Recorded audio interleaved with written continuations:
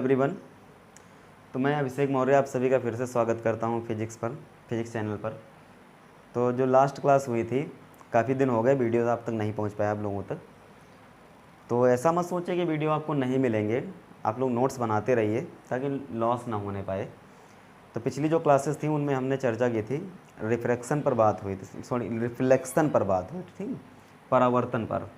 तो परावर्तन के जितने भी केसेस थे मैंने सभी आपको सॉल्व कराए, वो चाहे 12th बेस हों और चाहे नीट बेस हों चाहे IIT बेस हों। ठीक, उसमें आप अच्छे से चेक करके देख लेना। मैंने जितने भी कॉन्सेप्ट होते हैं मतलब अपर लेवल तक के सभी कुछ मैंने आप लोगों तक पहुंचा दिए। उनको आप लोग अपने हैंड राइटिंग से नोट्स बनाइए जो आपके काम आएंगे आगे चल करके, क्योंकि 12th ही नहीं है। ठीक, 12th जो है आप क्या होगा, 12th की जो मेरिट मार्कशीट बनेगी आपकी, वो आपको बस लेबोरियस दर्शाएगी। ठीक, कितने आप मेहनती हो।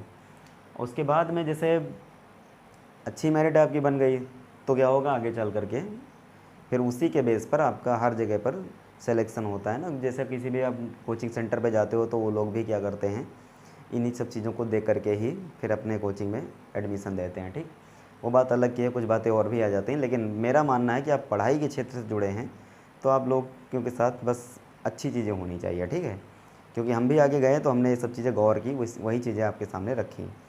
तो आज हम लोग शुरू करते हैं ऑप्टिक्स में कौन सा, रिफ्रैक्शन। ठीक, अपवर्तन, प्रकाश का अपवर्तन क्या होता है। तो अपवर्तन के बारे में देखो, अपवर्तन का मतलब यही होता है कि प्रकाश की किरण एक माध्यम से दूसरे माध्यम में जाए। ठीक, जब आप एक माध्यम से दूसरे माध्यम में प्रकाश की किरण को ले जाओगे, जैसे मान लो ये माध्यम 1 और ये दूसरा 2 हो गया, कोई प्रकाश किरण ऐसे गिरी इस पर, तो वहाँ पर जहाँ पर गिरेगी, जिस पॉइंट पर गिरेगी वहाँ पर आपको एक अभिलंब मानना पड़ेगा, डाल देंगे सीधे, नॉर्मल बोलेंगे इसको, हिंदी इंग्लिश दोनों में समझिए। तो जो किरण गिरती है उसको हमने बताया था इंसिडेंट रे बोलते हैं, आपतित किरण। और जिस पॉइंट पर गिरती है वहाँ से अगर हम उस तल पर लंबवत लाइन खींचते हैं उसे को क्या बोलते हैं, अभिलंब बोलते हैं। क्यों, थोड़ा बेसिक चीज़ें हैं, आप लोग गौर कर दीजिए, बाकी पता है क्योंकि हाई स्कूल पढ़ के आओ, सभी को पता है ये सब चीज़ें। तो अगर मान लो ये ऊपर वाला माध्यम कैसा है, विरल माध्यम है, और ये कैसा, सघन माध्यम है। तो सघन माध्यम में क्या होता है कि मीडियम अगर सघन है तो उसमें किरण जब जाती है तो नॉर्मल के पास जाती है। ठीक, अभिलंब के पास से निकलती है। ठीक, ऐसे इस प्रकार। अगर मान लो कि ये विरल होता, ऊपर सघन होता, तो अभिलंब से आपको दूर कर देना था बस। तो इसी को बोलते हैं अपवर्तन बोलते हैं। ठीक, रिफ्रैक्शन ऑफ लाइट बोलते हैं। कि अगर किताबी डेफिनेशन आप समझना चाहो, किताबी के आप खुद भी देखना चाहो, तो यही बोला जाता है कि जब कोई किरण किसी अपवर्तक सतह पर पड़ती है, इसको आप चाहो तो वैसे दिखा दीजिए, जैसे इसको लगाने का मतलब परावर्तक सतह समझते हैं, लेकिन समझना है तो आप समझ लीजिए, बुक्स की लैंग्वेज है। तो जब कोई किरण अपवर्तक सतह पर पड़ती है, ठीक, या आप ये समझिए कि एक माध्यम से दूसरे माध्यम में जाती है, तो अपने मार्ग से थोड़ा सा हट जाती है, अपने मार्ग से विचलित हो जाती है। इसी को क्या कहते हैं, रिफ्रैक्शन। ठीक, अपवर्तन बोलते हैं। अब इसके भी दो नियम, जैसे परावर्तन में बताए थे उसके दो नियम, वैसे इसके भी दो रूल बनते हैं। कौन कौन से, पहला रूल ये है, कुछ बातें और भी देख लेते हैं। जो किरण गिरती है उसको बोलते हैं आपतित किरण, इंसिडेंट रे।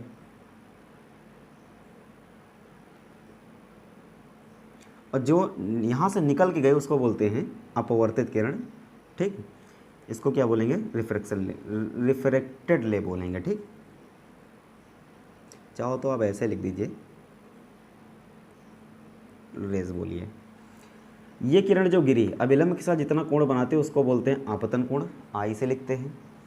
और ये अभिलंब के साथ जो कोण बनाते हैं उसको बोलते हैं अपवर्तन कोण, इसको किससे लिखते हैं, स्मॉल आर से। जैसे वहाँ आई और आर बने थे, लेकिन यहाँ पर ऐसा जरूरी नहीं है कि आई और आर दोनों बराबर हों। ठीक, तो रूल क्या बने, दो रूल। पहला रूल ये होता है कि आपतित किरण, अभिलंब और अपवर्तित किरण तीनों कहाँ होते हैं, एक ही तल पर होते हैं, तल के एक ही बिंदु पर। आप बोलना चाहो बोल दीजिए। ठीक, लैंग्वेज है किताबी, आपको केवल समझ लेना है, बाकी किसी ज़्यादा कोई काम का नहीं है फिलहाल, लेकिन हाँ समझना है तो समझना है। ये आपतित किरण, ये अभिलंब और ये अपवर्तित किरण तीनों कहाँ होंगे, एक ही तल पर। दूसरा नियम क्या कहता है, दूसरे नियम को ही बोला गया स्नेल का नियम। ठीक, क्या होता है स्नेल का नियम, तो इसको समझने के लिए जैसे आपने हाई स्कूल में पढ़ा होगा, n is equal to sine i by sine r. चलो ठीक है, ये फार्मूला सही है, लेकिन इस फार्मूले का आप मत पढ़िए, हम आपको एक नए तरीके से लेकर आ रहे हैं। इस चीज़ को हम एक अलग तरीके से बताएंगे, ताकि जैसे 12th पढ़ रहे हो तो 12th में ऐसा तो है नहीं कि हमेशा ऊपर विरल माध्यम ही हो, नीचे सघन माध्यम हो। ऐसा भी हो सकता है कि यहाँ पर सघन माध्यम में कौन कौन सी चीज़ें आ जाती हैं। वाटर भी हो सकता है, ग्लास भी हो सकता है, कई चीज़ें हो सकती हैं। तो उस केस में क्या होता है कि फिर ये फार्मूला वहाँ पर लगना बंद हो जाता है। ठीक, तो हम ऐसा एक कॉन्सेप्ट पढ़ेंगे जिससे हमारे हर स्टैंडर्ड का सवाल वहाँ पर सॉल्व हो। तो इस फार्मूले को हम ज़्यादा महत्व नहीं दे रहे हैं। ठीक, तो क्या पढ़ेंगे उसके लिए देखिए। उसके लिए आप पहले चीज़ें ये सब कंफर्म कर लीजिए। जैसे मान लो माध्यम एक है, मीडियम एक, इसका रिफ्रैक्टिव इंडेक्स हमने मान लिया n1, और जिसमें किरण गई उसका रिफ्रैक्टिव इंडेक्स कितना मान लिया n2, अपवर्तनांक n1, और ये कौन सा बना n2। तो रूल ये होता है, स्नेल का नियम होता क्या है, स्नेल का नियम होता है n1 इंटू जो यहाँ पर आपतन कोण बना है उसके साथ साइन ले लो, इज इक्वल टू क्या होगा, जिसमें किरण जाती है वहाँ का अपवर्तनांक, और ये किरण अभिलंब के साथ जो कोण बनाते हैं उसके साथ भी साइन ले लो। ये फार्मूला है। अगर आप इसको इसके नीचे लेके आओ तो sine i upon sine r is equal to आया n2/n1। ठीक, इस फार्मूले को आपको याद रखना है। समझ गए? केवल इस फार्मूले को आपको समझना है। ये मत सोचिए कि हाँ सीधे n बराबर, ऐसे समझिए। जैसे वायु के लिए मैंने शुरुआती लेक्चर में आपको बताया था कि एयर अगर है तो एयर के लिए क्या होता है, जो इसका रिफ्रैक्टिव इंडेक्स होता है वो हमेशा 1 माना गया। ठीक, वैक्यूम के लिए। तो एयर का अगर मान लो ये एयर मीडियम है तो n1 कितना हो गया, तो n1 हो गया 1। तो n2 जो होगा उसको हमने कितना मान लिया, n मान लिया। अगर यहाँ पर वैल्यू रख दो तो फार्मूला निकल के आया sine i upon sine r is equal to n बन गया। वही फार्मूला जो आप लोग पढ़ के आए हैं स्कूल में, वही बन के आ गया। ठीक, दोनों बातें ध्यान रखिए, जहाँ से आपका क्वेश्चन सॉल्व हो रहा हो वहाँ से आप उसको ख़त्म करिए। ठीक, तो फार्मूला स्नेल के नियम जो है आपको यहाँ से समझना है। ये चीज़ आप मन में रखिए, उसको आप लोग खुद ही चेंज कर लेंगे न्यूमेरिकल को देख करके। ठीक, तो ये तो हुई केवल रिफ्रैक्शन की बात। अब अगर मान लो इस पर कोई क्वेश्चन वगैरह पूछा जाए,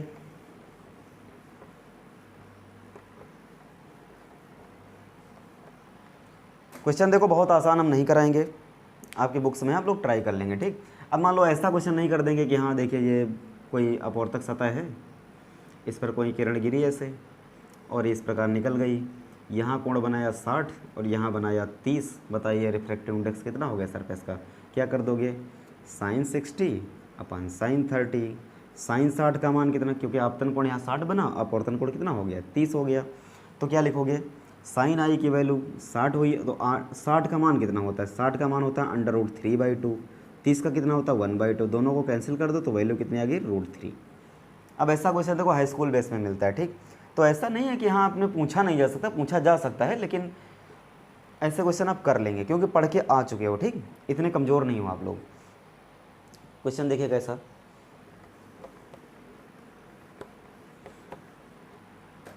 आपकी बुक्स का ही क्वेश्चन कर रहे हैं। देखिए अगर मान लो ये नॉर्मल है और ये कोई किरण यहाँ पर ऐसे गिरी, यहाँ से कोण बनाई 60।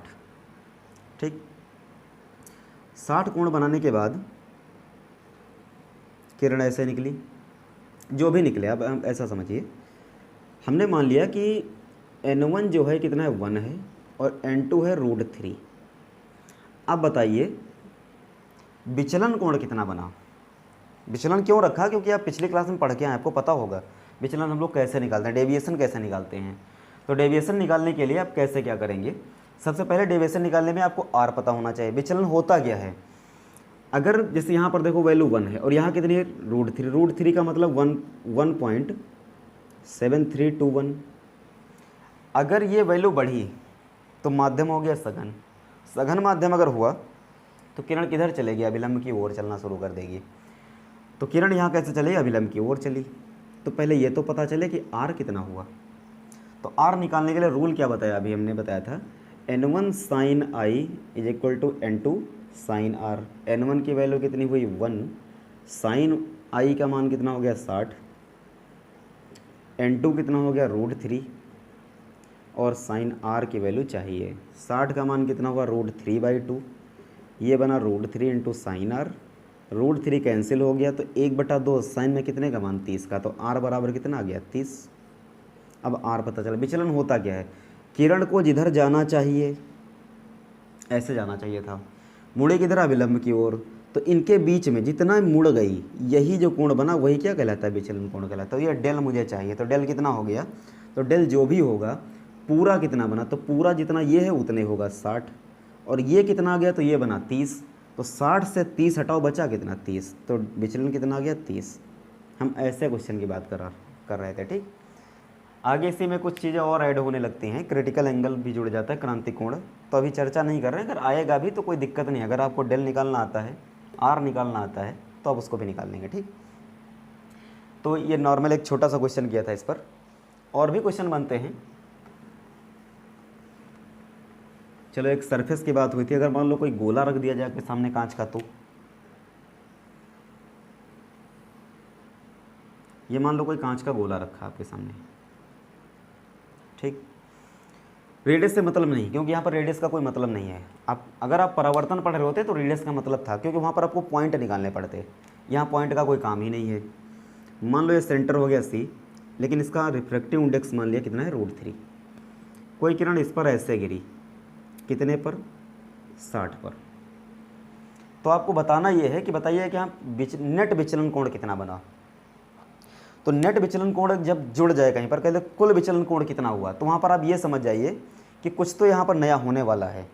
केवल कहते विचलन कोण बताओ, तो आप समझिए कुछ होने वाला नहीं है ज़्यादा। क्यों? क्योंकि केवल अगर विचलन कहेगा तो आप समझिए कि एक ही सरफेस से कुछ कहानी होने वाली है, और नेट पूछ ले तो समझ जाना वहाँ पर कि कुछ नया होने वाला ये है कि कई सतह वहाँ पर जुड़ने वाली हैं। अब यहाँ ऐसे देख लो, एक ये सतह बन गई और एक ये सतह बन गई, तो कितनी बार अपवर्तन होगा, तो 2 बार अपवर्तन हो जाएगा। 2 बार अपवर्तन होगा तो फिर नेट आपको निकालना पड़ जाएगा फिर वहाँ पर। तो अगर कोई किरण यहाँ पर गिरी तो अभिलंब कौन सा हो, तो अभिलंब आपको यही मानना पड़ेगा, क्योंकि अभिलंब किधर होता है, सेंटर की ओर होता है, तो ये अभिलंब हो गया। अगर बाहर वायु है, क्योंकि कुछ नहीं दिया इसका मतलब वायु है, तो वायु के लिए N1 कितना होता है, 1। तो सबसे पहले आप ये चेक कर लीजिए कि R कितना बना। तो रूल क्या है, N1 sin I = N2 sin R। तो N1 कौन है, तो N1 वो होता है जहाँ से किरण आती है, और N2 वो होता है जहाँ पर किरण जाती है, जिस माध्यम में जाएगी। तो N1 कौन सा बना, 1। गिरी किरण कितने पर, 60 पर, तो कितना बन गया, sin 60। sin 60 का मान कितना बना, √3/2। N2, तो N2 की वैल्यू हो गई आपके सामने कितनी, √3। sin R की वैल्यू मुझे चाहिए, तो कितना हो गया, sin R। ये दोनों कैंसिल हो गए तो कितना आ गया, R की वैल्यू यहाँ से आ गई 30, मतलब R बनेगा 30। तो किरण ऐसे चली, ठीक, ये कितना बना, तो यह 30 बना। विचलन यहाँ पर कितने का हुआ, तो विचलन कैसे निकालते, जो किरण गिरी उसको आप सीधे जाने दो ऐसे। तो पूरा कितना बना, तो पूरा ये बन गया 60, हटाया कितना 30, तो जो बचा वही विचलन कहलाता। इस सतह से विचलन जो भी डेल1 हुआ, तो डेल1 कितना बन गया, तो 60 से भाई पूरा 60 होगा, 30 हटा दीजिए, तो जो भी बना कोण वही विचलन कहलाए, तो कितना बन गया, 30।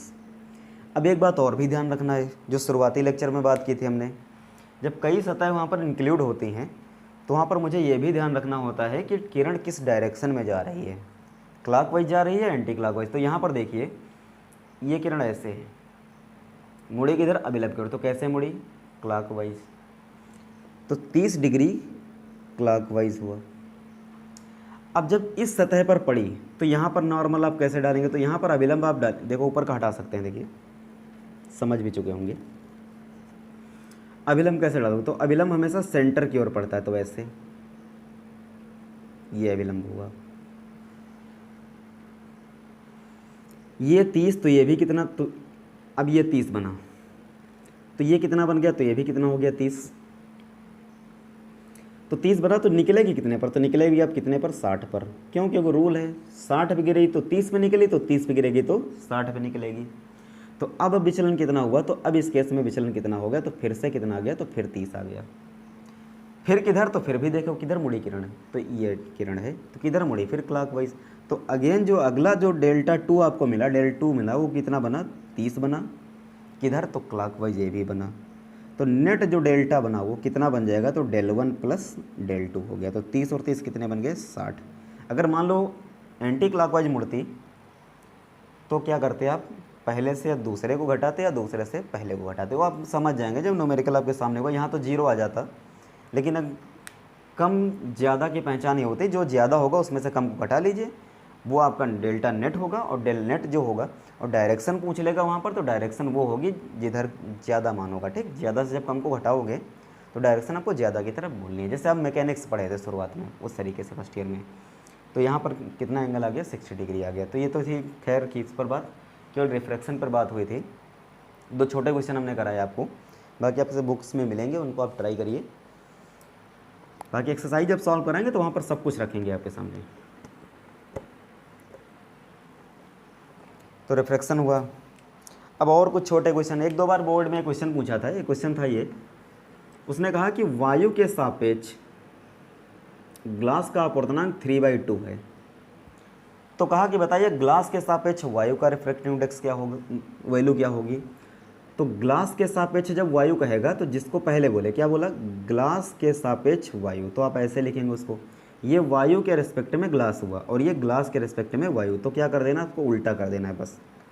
तो आंसर क्या बन गया, 2/3। अब एक कैसे हुआ, बहुत छोटी चीज़ है, समझ लीजिए, क्योंकि हम एक 2 मीडियम को लेके बता रहे हैं, फिर उसके बाद अब कई मीडियम ऐड कर देंगे उसी में। तो इसको बोलते हैं उत्क्रमणीयता का सिद्धांत बोलते हैं।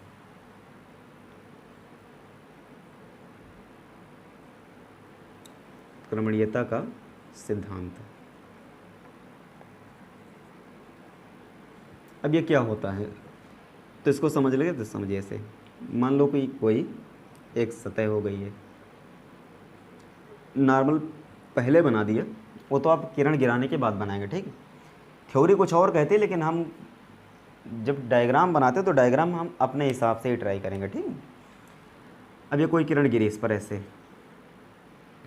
तो अगर मान लो ये मीडियम कौन सा है, N1 को मैंने मान लिया एयर है। ठीक, तो एयर अगर है तो इसकी वैल्यू कितनी होगी, 1।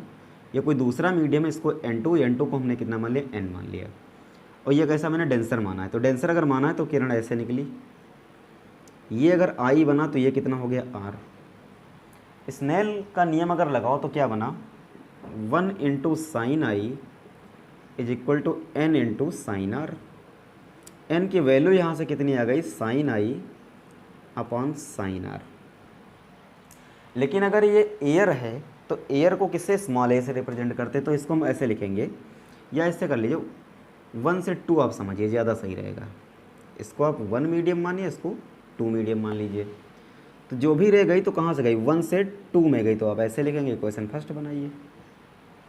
अब सेकंड, अगर मान लो किरण अगर 2 से 1 में जाती तो जब 2 से 1 में जाती उस केस में इक्वेशन क्या बनती, तो 2n1 लिखते, तो कितना बनता, sin R / sin I बन जाता।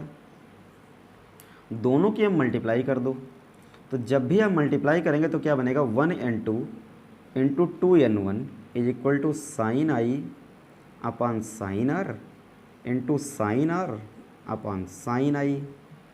ठीक, R ये इससे कैंसिल है, इससे कैंसिल हो जाएगा, तो बचा कितना आपके पास, 1n2 × 2n1 = 1 आ गया। ठीक, अब देखिए इसको हम कैसे चेंज करते हैं। 1 को अगर एयर माना था तो इसको हम लिख सकते हैं ए, एयर का पहला लेटर ही ले लीजिए, n। 2 को अगर कोई मीडियम मान लो तो कितना बन गया, m, मीडियम को m से लिख लीजिए, इनटू 2 कौन सा है, मीडियम है, तो m से। 1 कौन सा बना, एयर, तो a से = कितना आ गया, 1। तो हम इसको ये लिख सकते हैं ANM, इसको अगर अपॉन में भेज दो तो कितना आ जाएगा, MNA बन गया। जो हमने अभी छोटा सा पहले क्वेश्चन है आपसे किया था कि अगर वायु के रिस्पेक्ट में ग्लास का रिफ्रैक्टिव इंडेक्स 2/3 है तो ग्लास के रिस्पेक्ट में एयर का कितना होगा, तो हमेशा इनके अपोजिट होंगे, मतलब इन्वर्सली प्रोपोर्शनल हो जाता है, ANG कर देंगे। ठीक, ठीक वही फार्मूला है, तो इसको आप उल्टा कर दीजिए, आपका आंसर आ जाएगा। तो ये किसका सिद्धांत था, ये उत्क्रमणीयता का सिद्धांत था यहाँ पर। ठीक, तो एक बहुत छोटी सी बात थी इस पर। अब इसका यूज हम करने वाले हैं कई मीडियम अगर रखे गए हों। ठीक, कई अगर माध्यम हैं तब आप क्या करेंगे, क्योंकि उसका यूज कहाँ होगा आपके पास। जैसे मान लो आपसे ऐसे क्वेश्चन किए जाएंगे, एक आपको एक लेंस दिया जाएगा उसको पहले एयर में रखा जाएगा, उसकी फोकल लेंथ जो कुछ भी दी जाएगी। फिर कहेगा कि उसको उठा करके वाटर में डाल दिया गया। वाटर में डाल दिया गया तो अब बताए उसके फोकल लेंथ पर क्या इफेक्ट पड़ा। तो क्या इफेक्ट पड़ा उसको निकालने के लिए आपको रिफ्रैक्टिव इंडेक्स की आवश्यकता पड़ेगी, अपवर्तनांक की ज़रूरत पड़ेगी वहाँ पर, ठीक। वो आपको नए तरीके से निकालना होगा। लेकिन अब वो लेंस कैसा होगा, उत्तल रहा, अवतल रहा या समतल बन गया, वो चीज़ें जो हैं उनको अभी हम चर्चा में नहीं ला रहे हैं, ठीक। क्योंकि जब आप लेंस पढ़ेंगे तो वहाँ पर ऐड कर देंगे, ठीक। अभी आप केवल अपवर्तन पढ़ रहे हैं तो अपवर्तन बेस में छोटी छोटी बातें, केवल बेसिक बातों की हम चर्चा कर रहे हैं यहाँ पर, ठीक। तो अगर कई माध्यम है, मान लो कौन कौन से मीडियम, जैसे मान लो एक मीडियम ये 1 हो गया, एक दूसरा मीडियम ले लिया और एक और मीडियम ले लिया मैंने। ये वायु है,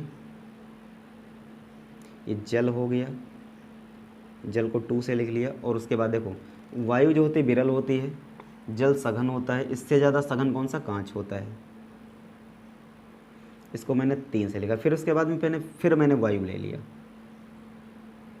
तो वायु का कितना हो जाएगा, 1 हो जाएगा। फिर वैल्यू 1 होती है। वाटर है तो आप चाहो तो रिप्रेजेंट कर दीजिए ऐसे, ग्लास है तो उसको आप ऐसे रिप्रेजेंट कर दीजिए। यहाँ पर मान लो कोई किरण ऐसे गिरी, थोड़ा सा कोण ज़्यादा करके काम चलाएंगे, ये नॉर्मल हो गया। कितने पर गिरी, आई पर मान लो। तो अगर सघन माध्यम है तो किरण किधर मुड़ेगी, अभिलंब की ओर, तो ऐसे मुड़ी, कोण कितना बन गया, आर बना। अब ग्लास जो है, ग्लास उससे भी सघन हो गया, यहाँ पर भी आप अभिलंब डालिए ऐसे, तो ये एंगल कितना होगा, तो जितना ये बनेगा ठीक उतना ये भी होगा, तो ये कितना होगा, स्मॉल आर। अब ग्लास उससे भी सघन है तो किरण क्या होगी, और अभिलंब की ओर मुड़ेगी, ठीक, टुवर्ड द नॉर्मल मूव कर जाएगी, तो ये कितना हो गया। अब ये एंगल देखो चेंज हो जाएगा, ये आर तो ये भी आर, तो ये कितना हो जाएगा, तो इसको नया नाम दे दोगे, आर डैश मान लिया।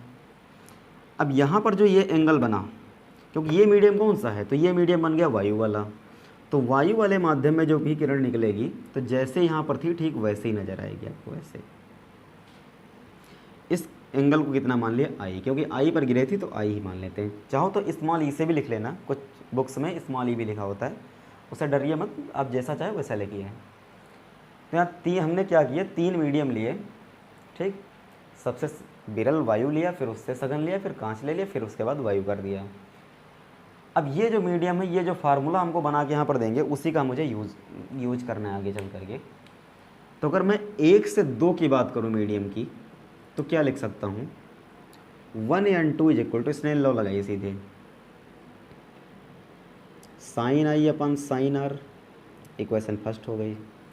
2 से जब 3 में किरण गई तब क्या बना, अच्छा ये एंगल कितना बना, तो ये एंगल जितना ये होगा उतना ही होगा, ये भी कितना हो गया, आर डैश। तो जब 2 से 3 में गई तो क्या लिखोगे, 2n3।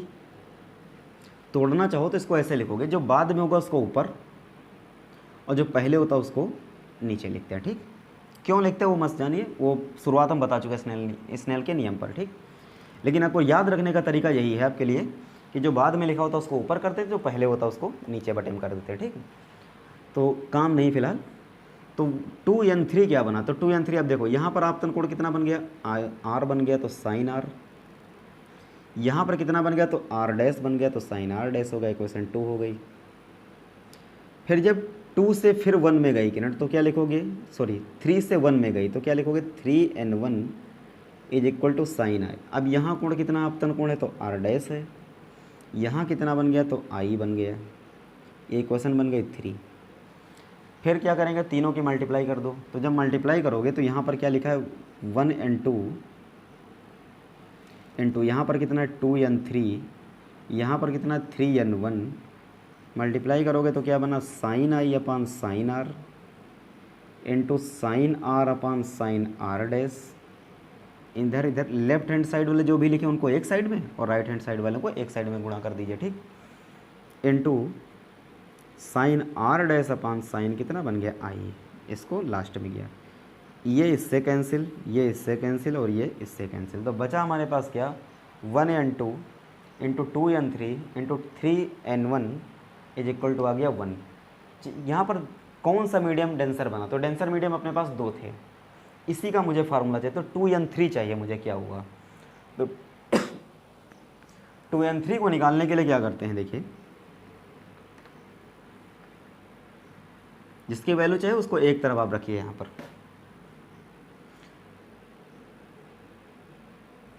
2n3 is equal to, बाकी दोनों राशियों को बटे में भेज दीजिए, तो क्या बन गया 1n2 3n1। अब यहाँ पर देखिए ये लिखा है 1n2 और ये लिखा है कितना 3n1। तो अगर इसको आप 1n3 करोगे पिछले वाले वही डेरिवेशन के हिसाब से, अगर ang लिखा है तो इसको आप gna लिखना चाहो तो क्या लिखोगे, अपॉन में करना पड़ेगा। तो 3n1 को अगर मैं 1n3 लिखना चाहूँ तो एक इसके फिर बटे में जाएगा, तो बटे में जाएगा तो उसको हम सीधे ऊपर ट्रांसफ़र कर सकते हैं। तो यहाँ पर हम क्या लिख सकते हैं, 2n3 इज इक्वल टू क्या बन गया 1n3 अपॉन 1n2। अब ये फार्मूला काम का निकला यहाँ पर।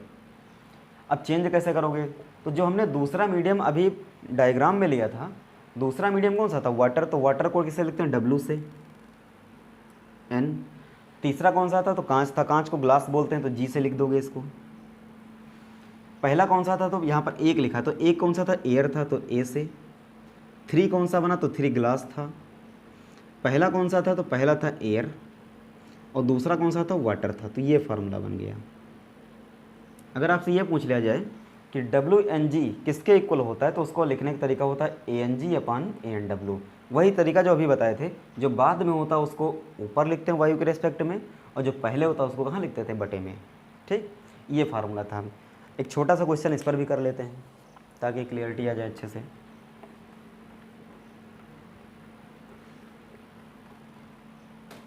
अगर मान लो आपसे कहा जाए कि वायु के रिस्पेक्ट में ग्लास का अपूर्णांक दिया है 3/2 और वायु के रिस्पेक्ट में वाटर का अपूर्णांक दिया है 4/3। अब अगर आपसे पूछ लिया जाए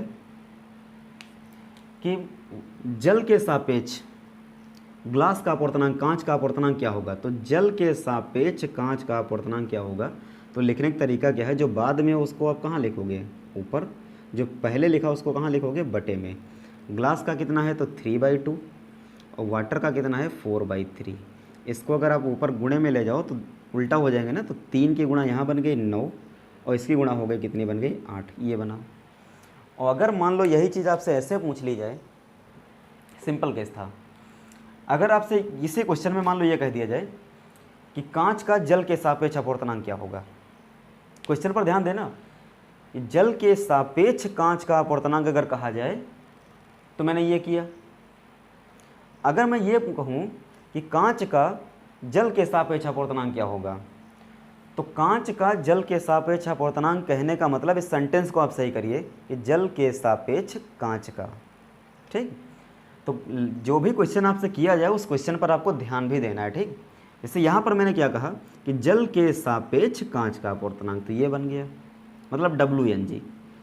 अगर मैं ये कह दूँ कि कांच का जल के सापेक्ष, तो बात तो वही हो गई, तो उस केस में भी आपसे क्या पूछा जा रहा है, WNG ही पूछा जा रहा है, तो आप समझ जाएंगे उसको ऐसे। ठीक, ये मत समझ लेना कि मैंने कहा कि कांच का जल के सापेक्ष मतलब GNW पूछ लिया, सेंटेंस को सही कर लेना वहाँ पर।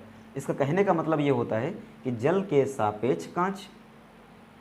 अगर ये कह दिया जाए कि कांच के सापेक्ष जल, तो आप ऐसे समझेंगे, तब आप ये समझिए। अगर ये कह दिया जाए कि कांच का जल के सापेक्ष, तो सेंटेंस को वहाँ पर सही कर लेना। ठीक, ये छोटी छोटी बातें बोर्ड गलत करा देता है। ठीक, अच्छे अच्छे स्टूडेंट गलत करके चले आते हैं, तो इसको ध्यान रखना है। तो ये तो थी केवल नॉर्मल क्वेश्चन पर बात थी इस पर। अब इसमें एक सबसे इम्पॉर्टेंट बात आती है, कभी कभार आपने देखा होगा कि किसी बाल्टी में मान लो पानी भर लो, तो उसके तली को जब आप देखो तो उसकी तली जो है, मतलब पानी अगर ना हो तो जिस जगह पर नज़र आती है, पानी भरने के बाद वो उसकी निचली सतह जो होती है उस जगह पर नज़र नहीं आती, वो थोड़ा सा ऊपर उठी हुई नज़र आती है। क्या कारण उसका है, तो उसका कारण यही है, अपवर्तन ही कारण होता है। ठीक, अब एक लकड़ी को ले लीजिए, पानी से भरे ग्लास में, छोटी लकड़ी है तो ग्लास, अगर बड़ी लकड़ी है तो मान लो कोई भी बड़ा बर्तन ले सकते हो, उसमें डाल दीजिए, तो बाहर आपको तो सही नज़र आएगी, लेकिन अंदर जो होगी वो थोड़ी सी टेढ़ी नज़र आती है। क्यों, कारण क्या है, अपवर्तन। कैसे होता है अब अभी समझा रहे हैं उसको। और भी एक चीज़ गौर की होगी, जैसे गर्मियों के मौसम में क्या होता है, ज़्यादातर सब लोग बाहर रहते हैं, तो आपने एक चीज़ और देखी होगी, और कई जगह पर पढ़ा भी होगा कि तारे टिमटिमाते क्यों नज़र आते हैं। तो तारे टिमटिमाते नहीं हैं, उनमें जो लाइट होती है वो कभी ये नहीं है कि यहाँ गायब हो जाती है। होता है कि जब हम लोग बाहर लेटते हैं तो ऊपर वाला जो मीडियम है उसमें क्या होता है, गैसों का समूह माना गया है। तो वहाँ पर मान लो कोई गैस का अणु पड़ गया, आप मान लो यहाँ पर लेटे हुए हैं ऐसे, यहाँ पर कोई स्टार है, इस स्टार से जब लाइट पड़ी, जब यह गैस का अणु यहाँ पर नहीं है तो डायरेक्ट सीधे लाइट आपकी आँख पर पड़ी आकर के। फिर अगर मान लो यहाँ पर कोई गैस का अणु आ गया तो जब ये किरण यहाँ पर इस पर पड़ेगी तो अब फिर जा नहीं सकती, तो मुड़ जाती है अपने मार्ग से। तो मुड़ जाती तो हमारी आँख पर नहीं पड़ पाती है, और जब आँख पर पड़ती नहीं तो हमको क्या नज़र आता कि तारे की लाइट गायब हो गई। ठीक, तो इसीलिए कह देते हैं कि तारे टिमटिमाते नज़र आते हैं। तो टिमटिमाते नहीं हैं, वो गैस के अणुओं की वजह से ऐसा हो जाता है। कारण क्या है, अपवर्तन होता है। ठीक, तो ये सब चीज़ें इसी में ऐड होती हैं, बेसिक चीज़ें हैं, आप लोग इनको पढ़ लेना, पढ़ के भी आए हैं। तो उसमें भी हम लोग एक बढ़िया सा फार्मूला यहाँ पर प्रूव करते हैं जो आपके काम आएगा, क्योंकि ऐसी चीज़ों को मुझे ऐसा नहीं है कि हाँ मुझे पूरी थ्योरी ही पढ़ डालनी है, उसकी पूरा कौन सिद्धांत पढ़ देना है कि कैसे वो चीज़ें बनाई गई। अगर वो पढ़ेंगे तो फिर 12th निकल जाएगा फिर। तो हमको पढ़ना ये चीज़ें हैं कि हाँ जल्दी से जल्दी हमारा कोर्स कवर हो और उन चीज़ों के बारे में हम जान भी जाएँ और मेरा कॉन्सेप्ट क्लियर हो जाए बस। तो एक अच्छी चीज़ इसमें आती है, उसको बोलते क्या हैं, रियल एंड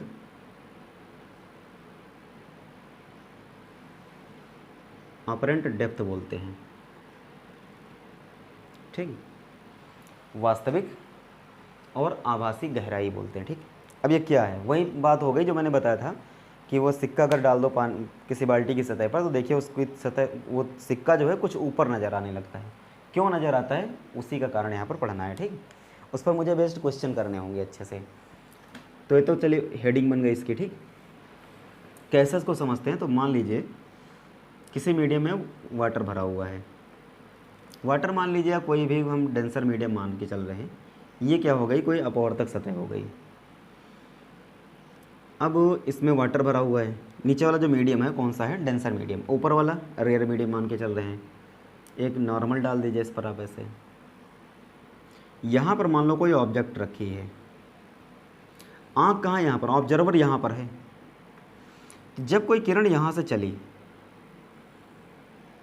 इस पर पड़ी,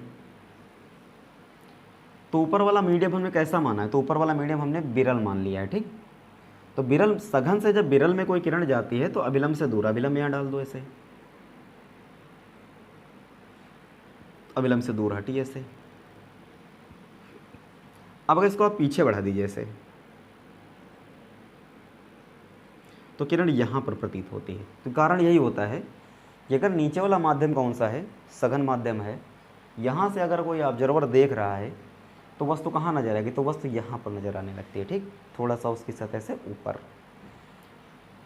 अगर वस्तु यहाँ थी तो इस पूरी गहराई को बोलते हैं वास्तविक गहराई। इसको किससे लिखते हैं, स्मॉल एच से, कैपिटल एच से लिखते हैं, सॉरी। अब अगर प्रतिबिंब यहाँ बना, तो प्रतिबिंब यहाँ बना तो इसको मान लेते हैं कौन सी, आभासी गहराई, इसको स्मॉल एच से लिख लिया हमने। किरण गिरी यहाँ पर तो अभिलंब के साथ कोण कितना बनाएगी, आई, आपतन कोण, तो ये कितना हो जाएगा, स्मॉल आर, अपवर्तन कोण। जितना ये बनेगा ठीक उतना ही ये बनेगा, और जितना ये होगा ठीक उतना ही ये भी बनेगा। ये दूरी कितनी हो गई, तो ये दूरी हम मान लेते हैं कितनी बन गई, x बन गई। यहाँ से नामकरण नहीं कर रहे हैं, आप चाहो तो लिख लेना कि हाँ ओ आई ए बी, जो भी करना चाहे आप कर लीजिए, अपनी नोट्स में कर लेना। मेरा धर्म यही कि हाँ कॉन्सेप्ट आपका क्लियर करा दें बस। तो अगर स्नेल लॉ लगाओ, मान लो कि ये मीडियम कौन सा बन गया, N2, और ये कौन सा हो गया, N1।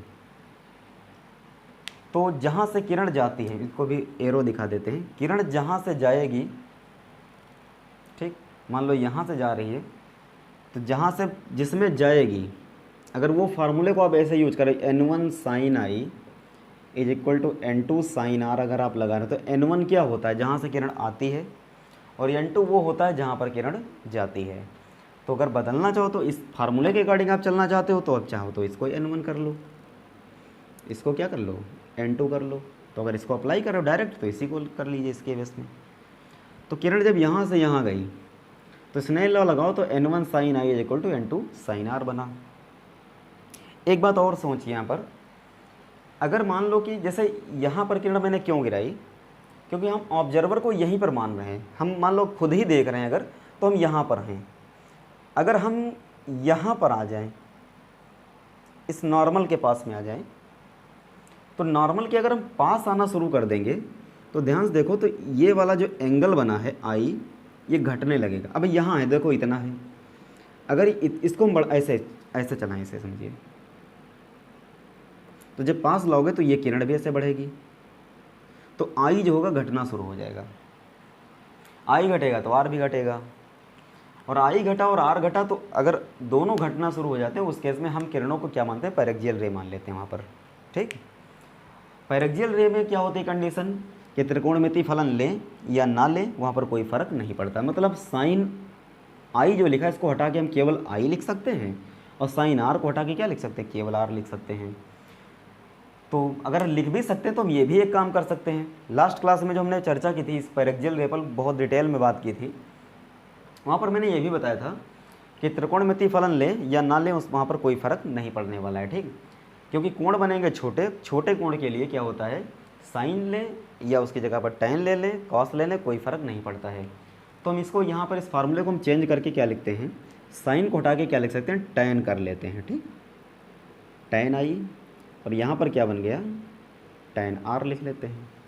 टैन थीटा इस वाले ट्रायंगल में कितना बना, इस बड़े वाले त्रिभुज में टैन आई लिखा है ना, तो आई क्या मान चाहिए, तो ये, तो टैन आई कितना बनेगा, तो लंब हो गया यहाँ पर देखो एक्स, और आधार कितना हो गया कैपिटल एच। क्यों, क्योंकि वही फार्मूला लाल बटे कक्का वाला, आप हिंदी मीडियम वाले इसे समझ लीजिए, ये साइन के लिए, ये कॉस के लिए, और ये टैन, तो लंब बटा कितना बन गया आधार, तो लंब हो गया आई, क्योंकि कोण के सामने वाली भुजा लंब होती है, और जो यहाँ पर कोण बनेगा उसके सामने वाली भुजा क्या कहलाती है, आधार कहलाएगी यहाँ पर। ठीक, तो इसको हम क्या लिख सकते हैं, N1 लंब हो गया x, आधार कितना हो गया, तो कैपिटल H।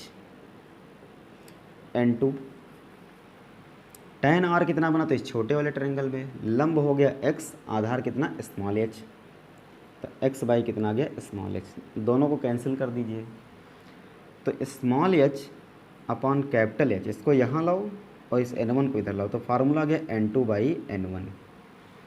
स्मॉल h क्या है, तो स्मॉल h जो होती है वही कहलाती है ऑपरेंट डेप्थ कहलाती है। ठीक, आभासी गहराई कहलाती है।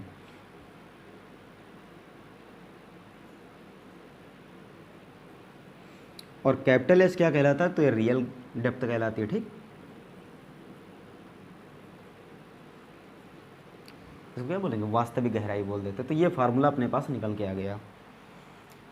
अब किताबों में क्या होता है, अपने कोर्स में क्या है अभी कोर्स का डायरेक्ट पूछ लेता, क्योंकि ऊपर वाला मीडियम हमेशा एयर मान के काम किया जाता है। तो इस फार्मूले को हम ऐसे भी चेंज कर सकते हैं कि N2 को अगर मैं एयर मान लूँ, N2 अगर एयर है तो एयर के लिए रिफ्लेक्टिंग इंडेक्स 1 हो गया, तो N1 को हम क्या मान लिए, N मान लिए। तो फार्मूला निकल के आया small h by capital H is equal to कितना आ गया, N2 हो गया 1 और N1 हो गया n। मतलब इसको हम चेंज कर सकते हैं, इसको यहाँ लाओ तो capital H by small h आ गया। कैपिटल H यहाँ पर क्या है, तो कैपिटल H कहलाता है रियल डेप्थ, मतलब वास्तविक गहराई, और स्मॉल h क्या कहलाता है, आभासी गहराई। ये फार्मूला यहाँ पर अपने पास निकल के आ गया इससे। तो सिंपल केस था इसका। अब अगर इसमें कुछ और बातें, मतलब छोटी छोटी चीज़ें हैं, क्या समझना है, तो न्यूमेरिकल अगर आपको मान लो इस पर लगाना है तो आपको क्या ध्यान रखना है, स्मॉल h यहाँ पर क्या है, तो स्मॉल h जो है आभासी गहराई तो है, लेकिन जब न्यूमेरिकल लगाओगे तो वहाँ पर एक बात आपको ध्यान रखनी है कि हमेशा इसको जब हम मापेंगे तो सतह से जो प्रतिबिंब बना था वहाँ तक की दूरी होती है स्मॉल h, सतह से काउंट करोगे उसको। कैपिटल H वस्तु की तो गहराई है, लेकिन कहाँ से, सतह से होती है वो। ठीक, सतह से ही आप मापेंगे उसको भी। तो ये दोनों चीज़ें जब आप काउंट करते हैं तो कहाँ से मापेंगे, सतह से ही मापना होगा। अगर इसको बढ़ाना शुरू कर, इधर बढ़ाओ तो आई घटा तो आर घटा, तो आई घटेगा आर घटेगा, तो इसका मतलब वस्तु जो होगी उस केस में, मतलब प्रतिबिंब जो है आपको सतह के पास नज़र नहीं आएगा, प्रतिबिंब कहाँ आएगा, थोड़ा सा अंतर नज़र आएगा वहाँ पर, ऐसा समझिए। इसको अगर मैं बढ़ाना शुरू कर दूँ इससे, तो आई घटा तो आई घटेगा तो आर घटेगा, आर घटेगा तो किरण यहाँ कहाँ जाएगी, तो किरण ऐसे थोड़ा सा नीचे जाना शुरू कर देगी। तो उस केस में जो भी पानी के अंदर वस्तु रखी होगी वो थोड़ा सा मुझे ऊपर नज़र आएगी। और इसको अगर मैं और बढ़ाना शुरू कर दूँगा तो ये कहाँ चली जाएगी, एकदम सतह के पास वस्तु पहुँचती चली जाती है। ठीक, तो कभी गौर करके देख लेना, आप इसको प्रैक्टिकली देख लेना घर पर। जितने आप तिरछा करके देखना शुरू करोगे तो आपको लगेगा कि हाँ वस्तु बहुत ऊपर आ गई, और एकदम सामने से देखोगे तो थोड़ा सा अंतर नज़र आएगा, लेकिन हाँ ऐसा नहीं कि उसी जगह पे आएगी, थोड़ा सा अंतर वहाँ पर नज़र आना शुरू कर देता है। ठीक, तो एक फार्मूला यहाँ पर ये निकल के आ गया। लेकिन अगर यहाँ पर आपसे पूछा है विस्थापन क्या है, विस्थापन कितना है, क्योंकि सवाल में ये नहीं पूछेगा आपसे, क्या पूछेगा विस्थापन, डिस्प्लेसमेंट क्या हुआ, तो डिस्प्लेसमेंट ये इतना होता है। यहाँ वस्तु थी, यहाँ नजर आई, तो बीच का जो गैप है वही क्या कहलाया, विस्थापन कहलाया। कैसे आप इसको निकालेंगे, तो इसको निकालने के लिए स्मॉल डी ध्यान से देखो, तो पूरी गहराई कितनी है, कैपिटल एच, उसमें से अगर स्मॉल एच घटा दो तो यही बचेगा, तो क्या लिख सकते हैं इसको, स्मॉल एच। और स्मॉल एच की वैल्यू अभी कितनी आई थी कि capital H by small h is equal to n. यहाँ से अगर स्मॉल एच की वैल्यू निकालो तो इसको यहाँ और इसको यहाँ ट्रांसफ़र कर दो, तो क्या आ जाएगा, कैपिटल एच बाई एन, मतलब यहाँ पर लिख सकते हैं ये वैल्यू।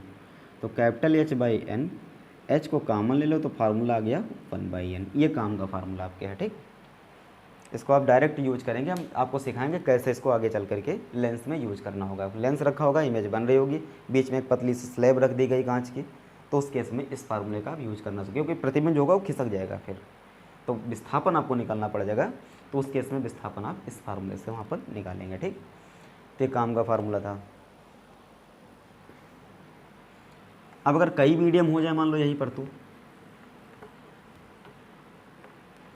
स्मॉल एच कैसे निकालोगे, मान लो कि हमने मान लिया कि N1 N2 N3 N4 and so one, इस अपूर्णांक के कई मीडियम रखे हो, उनके अंदर कोई वस्तु रखी हो, उस केस में स्मॉल एच कैसे निकालते, तो डायरेक्ट फार्मूला आपको याद रखना है, small h is equal to H1/N1 plus H2/N2 plus H3/N3 and so one.